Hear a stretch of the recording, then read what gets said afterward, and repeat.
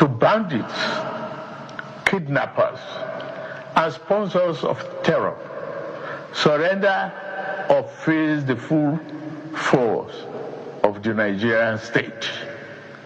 These windows of surrender will not remain open forever. No mercy will be shown to those who trade in blood of Nigerians. At a time like this, let us not assign blames or point fingers. Crime has no ethnicity.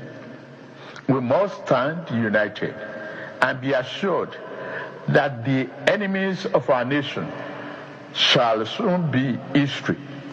We will triumph over terror and continue to build a more prosperous nation. June 12, 3 years ago, our public finances were under severe strain. Investment was discouraged, and economic uncertainty threatened our future. We chose to act, embracing reforms to advance Nigerians' economic freedom. Since 2023, our reforms have restored stability and credibility to economic management. Federation revenues have risen, providing state and local governments with more resources for infrastructure, education, health care, and security.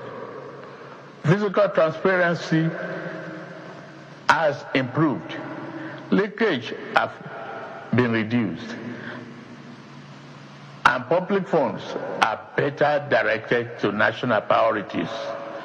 Investors' confidence has returned, with investment in agriculture, energy, manufacturing, technology, mining, transportation, and the creative industries growing.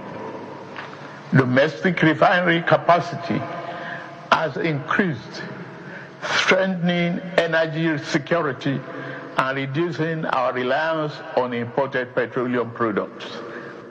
By 2023, when we came on board, the electricity sector was characterized by chronic generation shortfalls and unreliable gas supply and transmission infrastructure, so fragile that they could not evacuate available power. Distribution companies were burdened by massive losses and a metering deficit of over 4 million. Worse of all, the value chain was drowning in legacy debt. The result was a sector that generated less than 13,500 megawatts installed capacity, a sector that transmitted less than it generated, distributed less than it transmitted, and collected revenue far below what it needed to sustain itself. To address the problem besetting the sector, I signed the Electricity Act, which grants state authority to generate, transmit, and distribute power. The Presidential Power Sector Task Force is working hard to reduce the metering deficit. It has also been authorized to raise a 4 trillion bond to settle verified legacy debts. Rural Electrification Agency, supported by the World Bank and the African Development Bank, has deployed off-grid and mini-grid power to underserved communities, universities, markets, and hospitals. Electricity is a democratic dividend we owe every Nigerian. We intend to deliver it.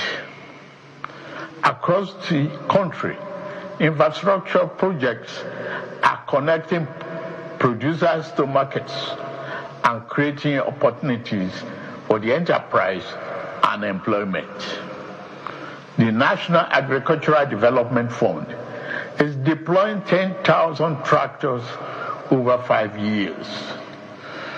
Over 1,000 SME have been certified for export. Non-export grew by 21% last year. Yet, many Nigerians still face economic hardship. We remain focused on reducing inflation, expanding food production, creating jobs, improving living standards, rebuilding confidence in our economy, and creating conditions for sustainable prosperity. We are moving from uncertainty to stability. The next phase is about accelerating growth and ensuring the benefits are felt in every home, every community, and every region. We believe that democracy must be felt in the pocket, recognizing that democracy is undermined when people do not feel its impact. My administration has sought financial autonomy for our 774 local councils.